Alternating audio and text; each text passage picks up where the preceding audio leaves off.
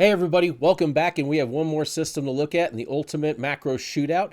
We have a system from a company called Black Forest Motion, and this system is called the Pine 2 is the controller, and it has their pan tilt, which is two identical basically worm drives that you connect together with brackets. Now I've been using this system for 3 or 4 months, and quite frankly I've enjoyed it. It's actually worked pretty well for the most part. I haven't run into many problems. In fact, I even used it to animate a 7-axis robot in my studio for a macro shoot. And this was not this kind of macro shoot, not shooting aphids, but more one-to-one macro, and it did fantastic. The system it took over was my robot called Pugsley, and it's a 2-set robot. You have the riser with the pan and tilt and focus, and then you have an XY stage with a rotary stage on top of it, and I use that to kind of move small sets around and the camera to position wherever I want. In order to accommodate this, I actually used 2 controllers and merged them together in Dragon Frame, and quite frankly, they did a fantastic job. They lasted, I think it was an 8-week shoot without any drops, so pretty good. Now, bringing it over to this, though, this is a little bit more of an extreme challenge for it because we're really going to be diving in and hitting that really high magnification, and it's going to show the weaknesses of any system. So without further ado, why don't we go ahead and go take a look at the footage, and let's see the testing and see how it all went. Okay, last one up. This is the Pine 2 controller with a couple of those rotational access from Pine Motion Control. Well, it's actually Black Forest Motion Control as a company. I've always liked the design of this. I like the simplicity of just using a worm drive to make things move. You get really high levels of resolution, and there's a lot of things about this system I like. I am going to be doing a full write-up and review on it, and that is in the works. However, I got to say right out the gate, this feels not nearly as confident as the Kessler system or the Spectrum. But the way that this thing goes together, I don't know if it was really meant for this, so this is probably pushing its luck. So let's go ahead and take a look and connect through the app. So let's see, that's here. It's going to connect. Okay. Now, something to see, this does have a PlayStation controller that works with it, but the thing to keep in mind that's cool about this is that the PlayStation controller doesn't connect to the phone. It connects directly to the Pine. Now, the interesting thing is setting this up. I don't know why it goes the way that they do it, but setup's kind of a pain. You have to download the tool that goes in, and then you plug your PlayStation controller into the computer, and then the program sees the PlayStation controller, and you rewrite the MAC address. However, they didn't have enough 030303s on there. So if you're doing it and it doesn't accept it, add another .03.03 until it goes through and it works. Hopefully they update their literature. But it does work and you can connect it. In fact, you don't even need to connect through on the phone in order to do it. And there's actually quite a bit of programming that you can do on the controller in order to set it up to where you can do all kinds of interesting things. Like, let's take a look at this real quick. Once this finishes connecting. Okay, so we're going to go to connections and game controller connections.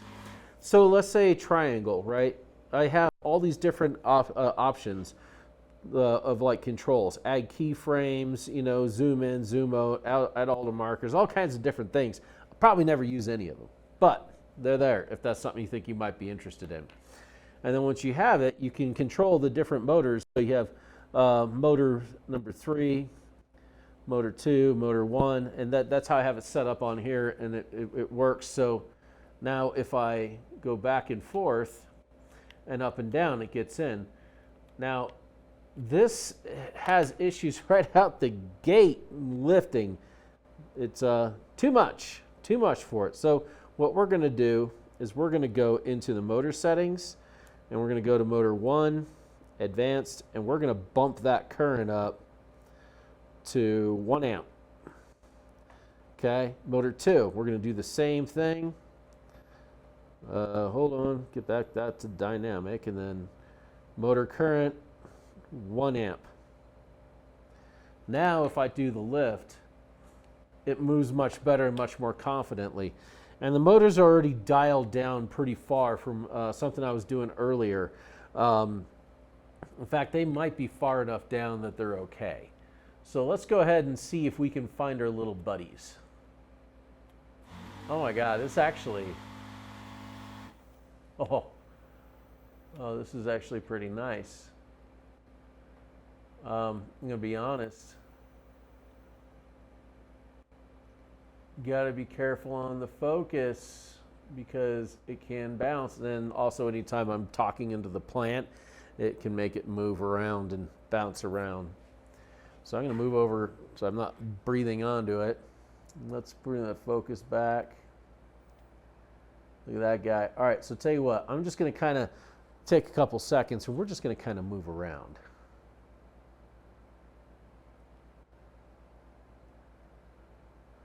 I mean, immediately it's better than the second shooter. Immediately. A little bit of a ratcheting coming in, and that's... How slow can we go? Let's go ahead and try to take these two motors and let's move their speed down even more. So let's see. Motor settings. Max speed, it's at 5%. Oh, that's as low as it'll go. Okay. We're going to bring that down. Number 3, that's the focus. All right. So let's take a look at this again. Let me see what's the... Let me hold it. See how well does it hold that speed.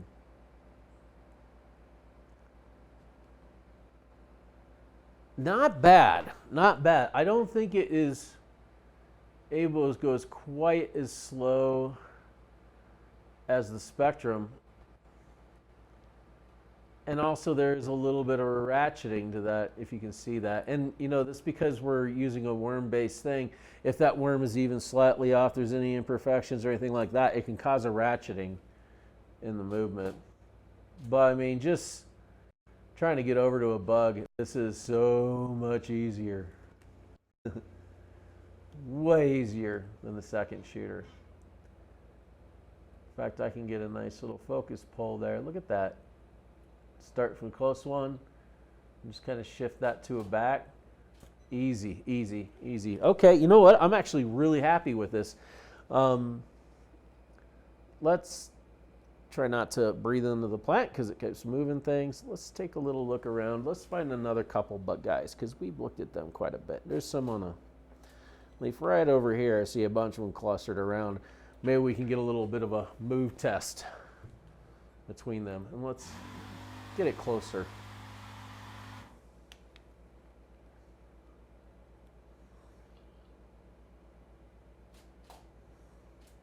Bringing it in, bringing it in. Okay, I need to change that motor 3. Let's get it back up. That's the focus.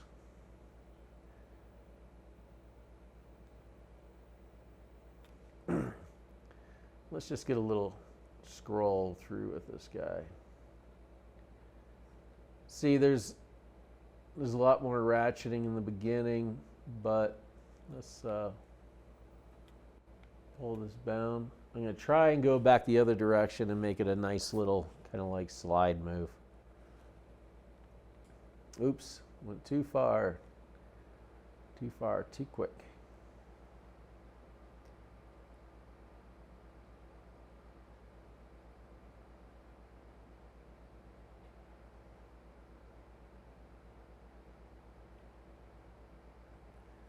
I can do it. It's a little bit tricky though. It just doesn't quite get. Oh crap! It doesn't.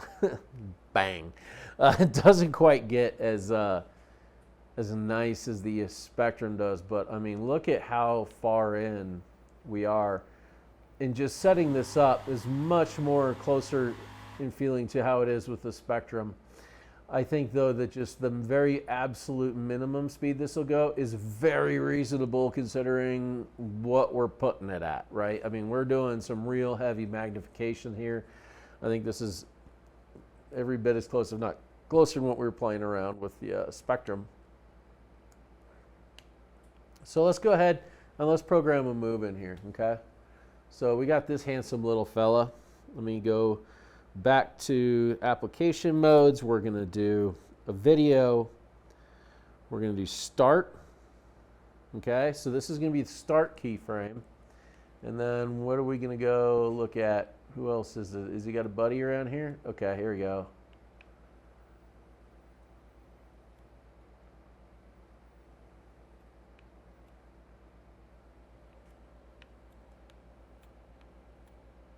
Okay, we got his buddy. All right, so we're going to do end.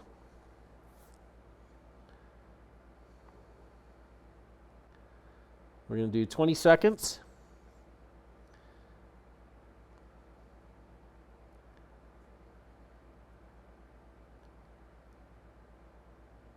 Okay. Video.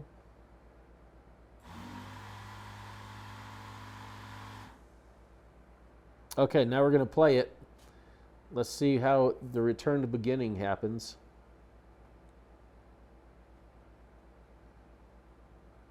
It's transmitting.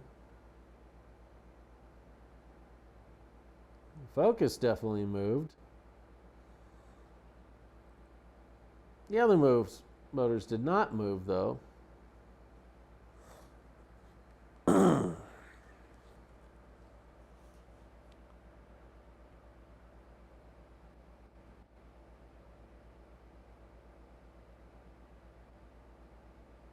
Ew. You know what? Let's do this.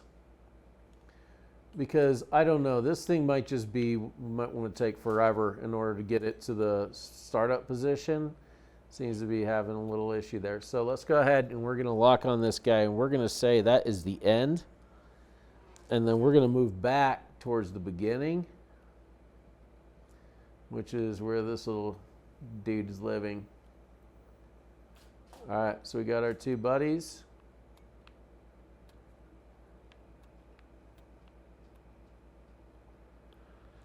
Okay, so that's going to be the start, so yes. And now we're going to do play.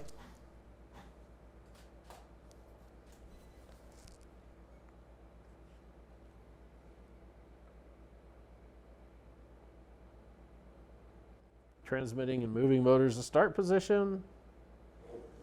It actually might be having a hard time if this is too much movement resolution for it. It might not be able to get in and do a time lapse on this. The Kessler did, albeit not well. The Spectrum did it relatively well.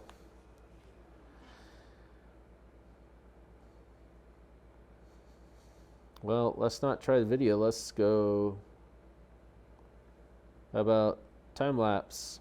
Let's try that. No, okay, well, video, load, play.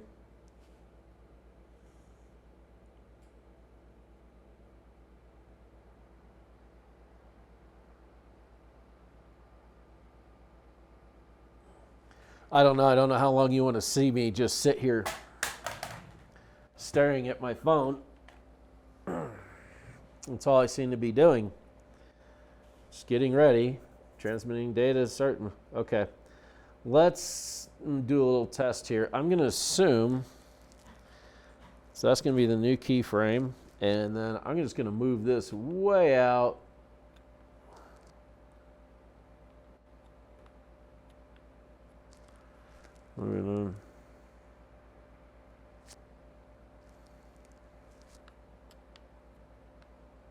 I got no left and right. Let's go to free run.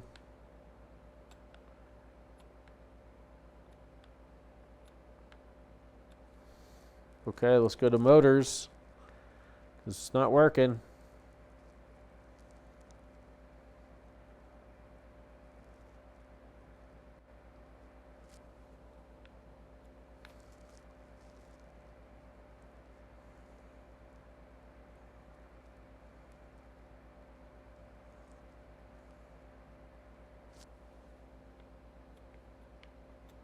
So all I got is tilt.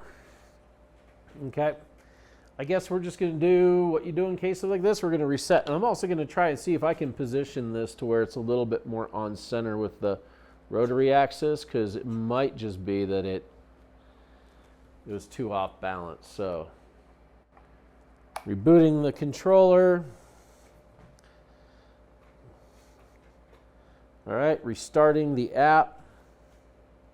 Connecting. Let's try this again. Controller. Okay, so I got movement. And once again, all my buttons and everything are wrong. This is what I'm talking about workflow. It should never be complicated to pick up where you left off. Okay, motor settings. All right, motor 1, 1.4 amp, motor 2, 1.4 amp, motor 3 is fine, connections, controller,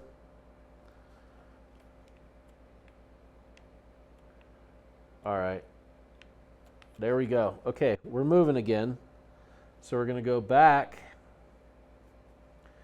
to motor application modes. We're going to do video, start new. Let's try this again. Let me go find some bugs. In fact, I'm going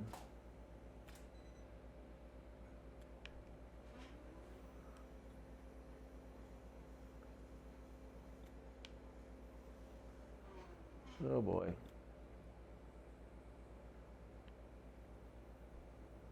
There's one. Got a big fat one right there. Okay. That's going to be the start.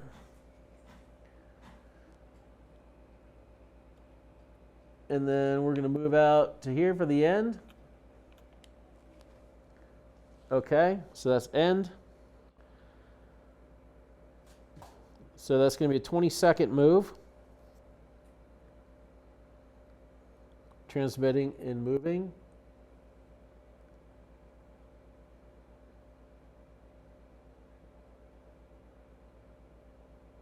So it's moving the focus again.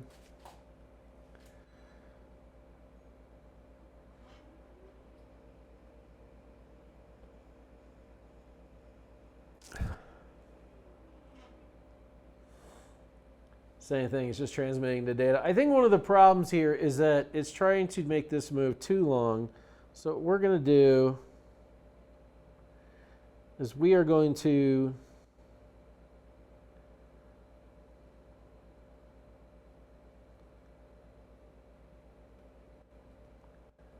oh yeah, it doesn't even know what to do. Basically, I think we hit the end of what it's going to be able to do video-wise. Let's see. We'll go back into video, start new. We're going to say that this is going to be keyframe 1. We'll try it one more time.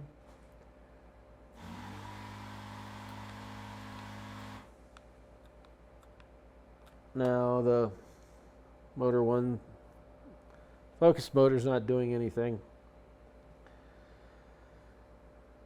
Free run.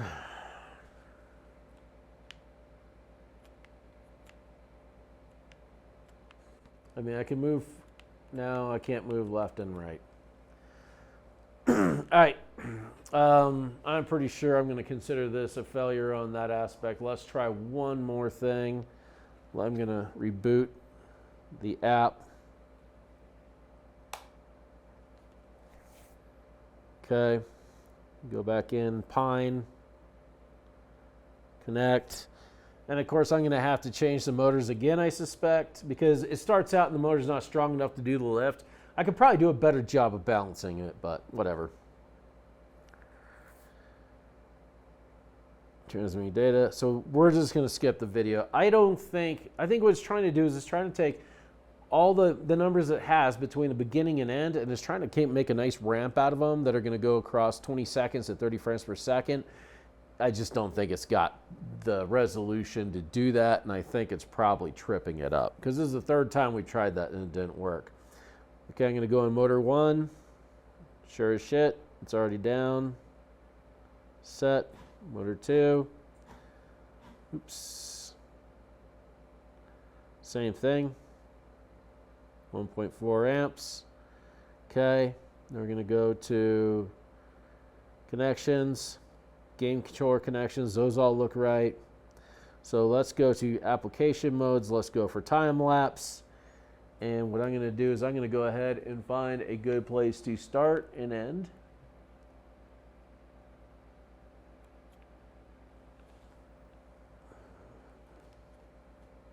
Guess I got to connect with the... Okay, here we go. All right. Right here on his butt. That's going to be starting point. We're going to do the same. We're just going to take this up over here. Kick the focus out. That's going to be our ending point. 25 frames. Video length is 20 seconds. How many pictures? No, we do not want that many. Let's drink it down to 240. That's what we were doing with the other ones. So set that. And let's see what happens.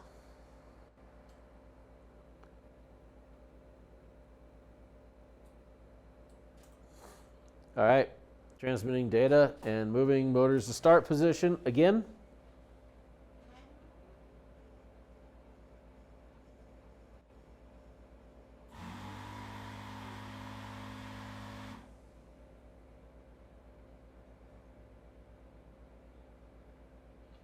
Like it looks like it's trying to move. Like it's like it's doing the time lapse backwards or something. It is shifting. Let's cancel that. Let's do this. We're going to go to start. Oh boy. Okay, we're just going to do this. We're going to make quite a bit bigger of a move.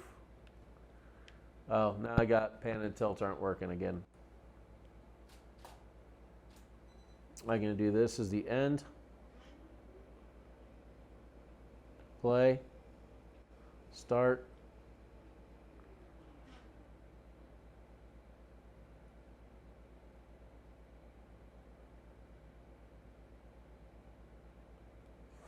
I don't know. It seems to be having a hard time doing it this way. Oh, wait. It says it's doing the time lapse, so it actually did get out there, but I made a lot larger of a move.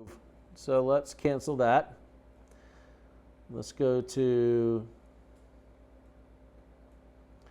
Let's try this again. I'm going to try video because I want to make sure I'm doing this right, but I mean, this shouldn't be that difficult. Right now, nothing wants to seem to play. Another mode is running.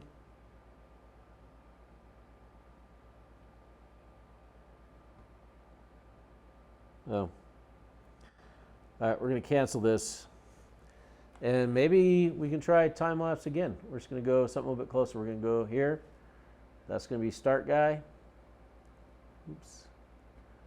Set. End guy.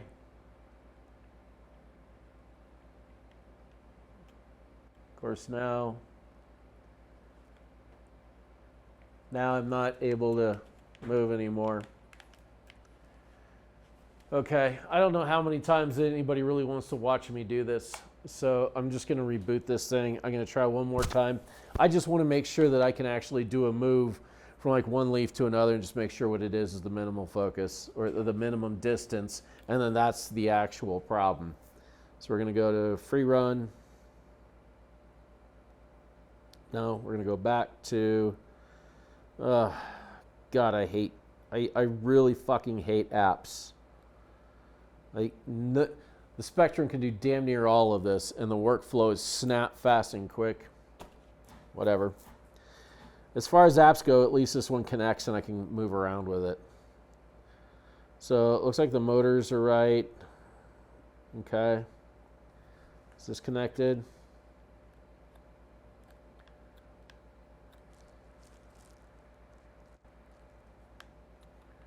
Okay, so we're going to do, just to test this out, make sure I'm not an idiot and don't know how to run this thing, we're going to go over here.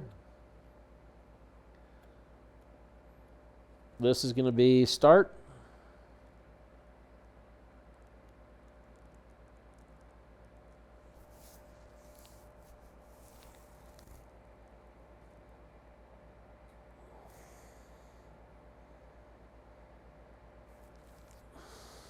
Okay, like I said, this is why I hate apps. It's just sitting here fucking spinning.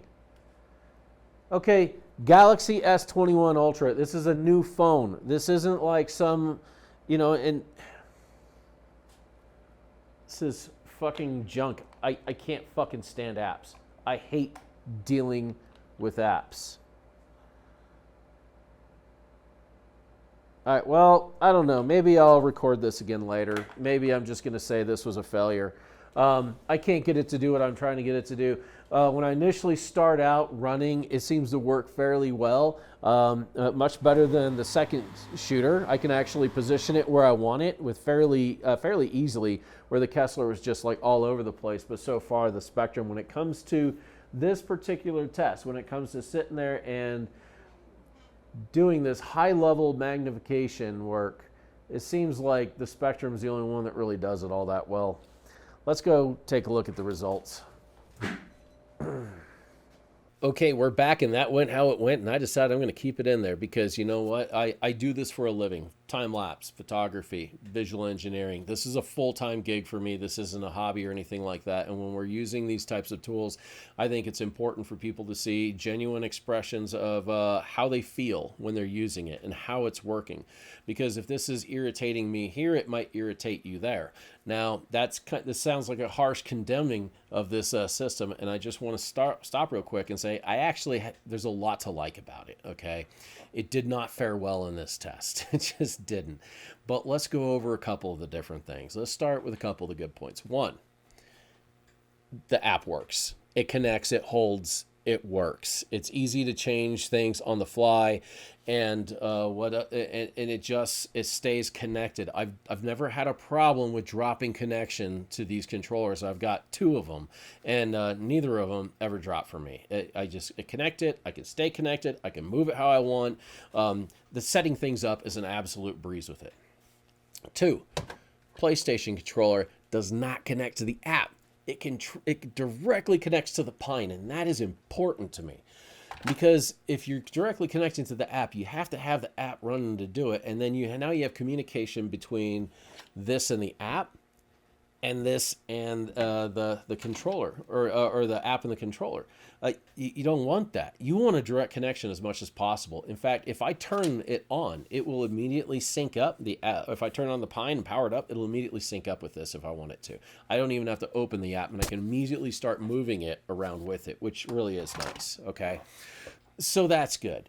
Like I said, it's a pretty good system in a lot of ways, but we also have a couple areas where it could use some improvement. One, stability. Now, this is a 6-pound rig that I have on there. I've got a Blackmagic 6K. I've got that Infinity Optics T160 Robusto Light, which is not a very lightweight lens. It's not overly heavy. It's not light. But then I have that focus motor that's sitting way out on that lens. And I had the whole thing just put directly onto the system. I spent no time balancing it. And when I started out, it would not lift up. It wasn't strong enough. However, with a really quick change, I was able to get that adjusted and it lifted. However, the way that they go together, the bracket that's used in there is a little bit flimsy for what I was doing. Now, if you're just going to put a small DSLR or even a medium-sized DSLR on there in a lens and you're not going too crazy, you're never going to have a problem with it. It's more than adequate for that. But if you're going to go with a heavier load, you might want to consider seeing if you can find a better bracket or manufacturing one. I think I'm going to design a heavy-duty one that I can attach to these so I can put some real weight on them and test it out a little bit better. But that said, this is a system that's designed for portability. It's meant to be thrown in a bag, taken up to the top of a mountain to a beautiful vista for everybody to behold all the clouds. But I don't do that stuff. So I'm going to design a better bracket. What else do we have some problems with? Okay, there is a slight ratcheting movement with it, and this is the result of a worm drive. If everything is not perfectly lined up, you can get a slight ratcheting movement, and it'll ratchet every time it turns around if you're not careful, every time that worm screw spins. Okay, but we're looking at, it takes 60, or I don't know what we're at. I think I'm estimating between like 12 and 15 time magnification because that lens doesn't have markings on it. So I really have to gauge, but we're pretty close to its limit. Okay. And you can barely see the ratcheting. So that is not something that should concern you. Okay. Literally you cannot see that on any other use of this system, but when you're doing this kind of macro work, it might not be the best there either. Okay. Let's also look at the fact that it's got an app, and once again, I hate apps. I don't like apps. I don't like dealing with apps. One of the problems with apps is it opens up a lot of capability to create a lot of features, which sounds like great, right? But here's the thing. Most anybody's never going to use those features. And what I find is every time I get a new motion control system, I start digging into those strange features, everything that they have that's not the basic A/B keyframing, I start running into bugs. Now, with this one, I haven't ran into many. I did find one when I was in Costa Rica because I had something like 3,000 something images I was going to be taking over the course of a day. And for some reason, when it was that high up, it would trigger the camera once and then not again. But if I was down under like 1,000 images, I'd do it every time. And I reported it to them, and they got it fixed and everything. It was a relatively easy process. But, you know, I always find bugs on these systems. But that said, those are kind of areas of improvement. Now, the ugly is it could not do this. Maybe if I wanted to sit there for another 20 minutes, it would have connected and thrown it through. But I consider it a failure. I needed to do it right away. Most systems, when you're doing an A to B time lapse or A to B keyframe, you set it over and you lock in keyframe A. That's your starting point. You position it over to keyframe B, and that's your ending point. And then when you start it, it's going to return the camera to frame A. Okay. I think it was doing that. If you look really carefully, you can actually see there is some movement happening. If you look at the highlights on the blown out areas, they form like these little, like kind of like a donut shapes on that lens. You can actually see that they are moving incredibly slow. So I'm not sure what's happening there. Every other time I've used this and I've positioned it like that, it's worked fine. But this is the first time I've tried to position it for this. And also got to consider, excuse me. I'm not going to re-record this because of that. An aphid's about a millimeter long. Okay. And we're going at full distance, an arc move, that's probably 2 or 3 millimeters in distance. And that distance is probably at least 14 inches, 15 inches away from the sensor of the lens. So I don't even know if it's moving a full degree. Okay, it probably is moving more like half a degree in order to make that pan. I mean, if you watch the system, you clearly can't see it move. And if you take a photo of it before and after, it's not going to look like it moved between the two images unless you really get in there. Okay, so this thing is barely moving. And then we're expecting it to cut that footage or that move up into 240 discrete moves for time lapse.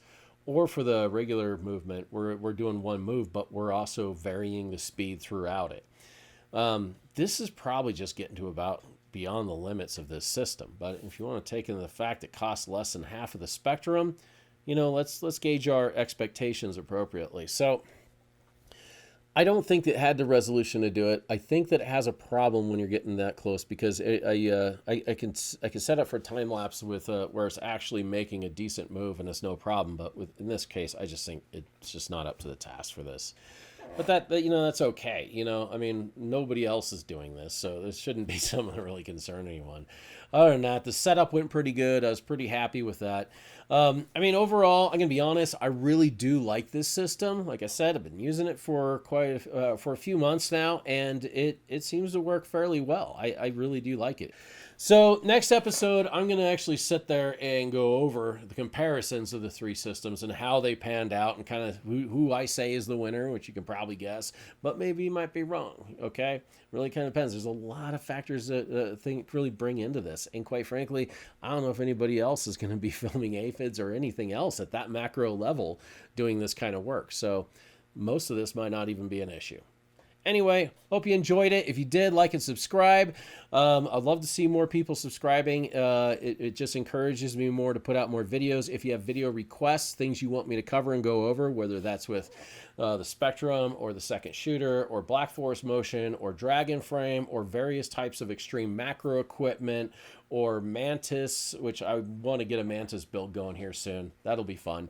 or just about anything else that's time-lapse related, just drop me a comment, and I'll be happy to start, add that to the list and start knocking these things out. So thank you all so much for joining in on this, and I hope that this was informative and helpful.